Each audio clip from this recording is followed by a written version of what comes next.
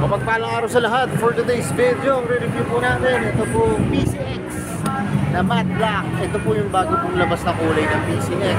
Pero pag hindi pa kayo nakasubscribe sa akin, please hit the notification bell para updated kayo sa aking mga videos.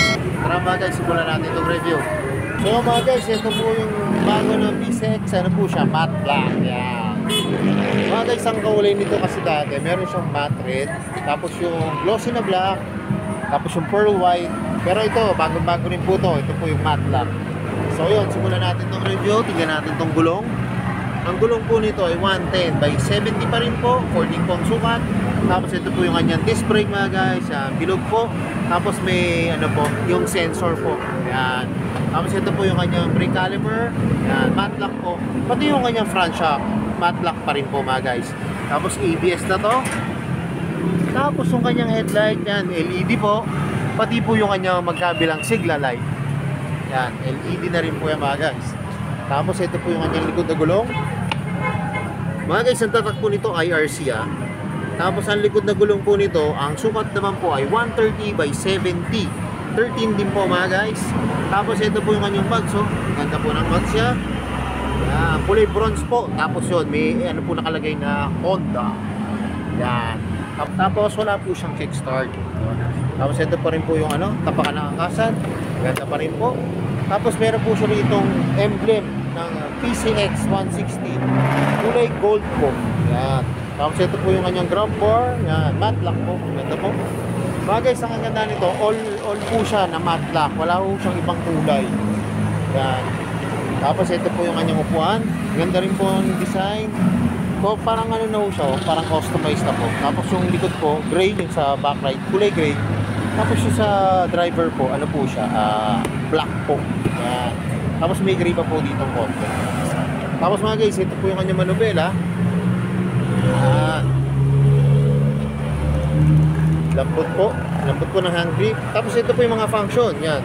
Yan pa rin po, yung high and low, busina, signal light. Meron po siyang kill switch, hazard, tapos meron po siyang electric start. Mga guys, wala po itong kickstart ha. Yan o. Electric start lang po siya. Tapos yung throttle niya, yan, lambot po. Ito yung kanyang brake lever. Tapos ito po ang kagandahan nito. Ito pa rin po siya, naked handlebar po. Yan, na kulay silver. Tapos meron dito nakalagay na Honda po. Tapos guys, ito po yung kanyang gauge panel. Yan. Digital po yan. Tapos ito po yung selection. Tapos yung pag-set nyo po. Tapos maganda rin po dito mga guys. Meron siyang visor na tinted na black. Tapos may decals po dito na Honda. Tapos yung kanyang footboard. Yung pa rin po naman mga guys. Ayan. Ganda pa rin po. Tapos dito pa rin naman po yung kanyang yung gas po. Gas tank yan. Yan pa rin po. So yung mga guys. Ay saka mga guys. Ito pala yung kanyang taillight yan. LED pa rin po yan. Pati yung kamagkabilang signal light niya. Tapos may reflector po dito para kita tayo sa gabi. Tapos kita nyo naman yung fender. Ang laki po. Para iwas at balsik ng putik. Tapos ito po yung muffler niya. Ito po yung heat guard. Yan. Malaki rin po. Cover na cover po yung ating muffler. Tapos yung tip po nito ay kulay gray. Yan. Tapos yung kanyang rear shock ay glossy po na black. Talagang pag nakita nyo to, all black na all black po siya. Ito lang po yung kanyang gold. Tapos ito na po pala mga guys. Keyless na po siya. Tapos dito po yung kanyang fuel para pagpusan nyo po. Tapos yung sa upuan po. Ito po yung switch. Tapos mga guys, ito po may secret packet. May packet pa rin po siya dito. Ito po ay secret packet. Hindi po. Lagayan po ito ng kanyari mag-charge po kayo. Ito po yung kanyang USB port. Yan. Pwede nyo pong lagyan ng cellphone, ng wallet. Yan. Tapos pag magagamitin nyo, pwede rin nyo pong isara. Yan. May kawang naman po siya. Tapos bili na lang po kayo ng CP holder para nakasa CP holder po yung cellphone nyo habang nag-charge po kayo.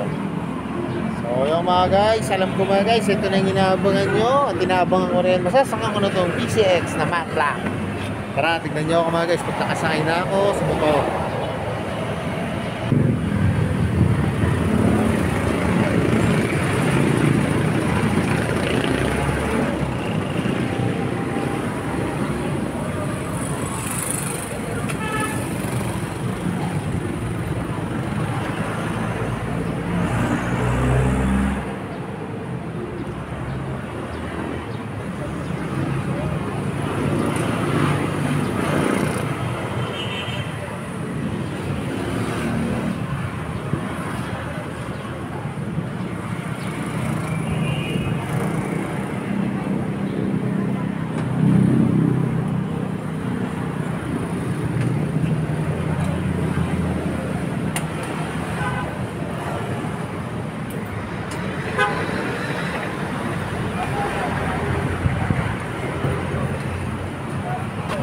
So yung mga guys, nakasakay na ako dito sa PCX sa Matlock. Nakuha pa siya mga guys.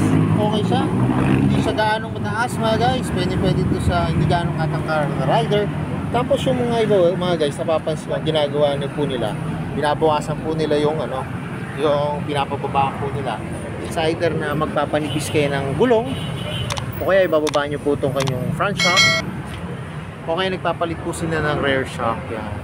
Pwede po ito kung gusto nyo mas bumaba.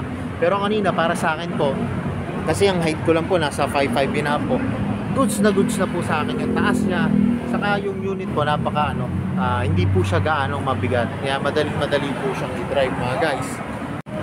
Saka mga guys, kanina nung nakasakay ako, napaka-komportable po ng upuan nito, napakalambot po. Tapos yun nga po, sa backride niya po, talagang napakalaki po nung pwede niya pong upuan mga guys. Tapos yun nga po, pagka nagde-drive po kayo, pwede po yung paa nyo naka-flat po na ganyan, o pwede rin naman po nakaganon. Kung anong mas gusto nyo po, yung mas komportable po kayo sa pagde-drive po. Yan. Tapos syempre nakadagdag po yung yung kanyang magandang manubela po. Napakadali naman po kasing intindihin ng kanyang function. Yan, mga function niya po. Tapos yung kanyang digital yung gauge panel niya. Ganda-ganda po ng design mga guys. Tapos mga guys, nga po pala to pagka si night stand nyo siya, automatic po mag-off po yung niya, yung engine niya po. Para po siya naka-kill switch pag ini-side stand nyo po siya mga guys. Yun. Ang kulay nga po pala nito is glossy na black, pati po yung kanyang center stand ay glossy po na black. So yun, alam ko ito na yung inaabangan nyo mga guys. Magkano pa ngayon itong PCX na 160 matte black? Tignan na natin yung price. So yung mga guys, ito pong PCX yan, PCX 160 ABS. Yung kanyang cash price po ay 149,000. Pag kukunin nyo po siya, ito po yung kanyang down payment ay 18,000. Pagka 1 year or 12 months, ang kanya po ay 13,611 pesos. Tapos pag 24 months po, yan, 24 months, 8,069 pesos.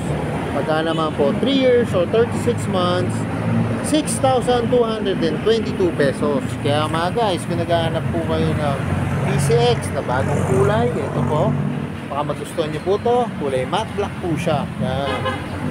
Ang available po ngayon dito sa DoExam ay dalawa po. Yan, may matte black po, dalawang matte black. Tapos yung naghahanap pa rin po ng kulay white. Ito pa rin po, meron pa rin po siya. Yan, pearl white, meron pa rin po dito available mga guys. Tapos yung mga naghahanap ng Winner X, meron po dito yung tatlong kulay. So yun, kung malapit lang din po kayo dito sa may Platero, sa may DoExam po, yung sa may Binyang Laguna po, pasyalan nyo na po mga guys. Napakarami pong units dito ngayon. Saka yung maghanap pa ng Dio, yan, may Dio pa rin po dito mga guys. So yun mga guys, hanggang dito na lang. Hindi pa kayo nakasubscribe sa akin, please hit the notification bell para updated kayo sa aking mga videos. Salamat nga po pala dito sa may DoExam, dito po sa may National Highway, Barangay Platero, Binyang Laguna, at nare-review ko po yung mga motor nyo. More sales sa cam, at gaya na lang yung sinasabi, ingat po palagi, ride safe always, and God bless po. Walang i-share na rin po ng aking mga videos. Bye-bye!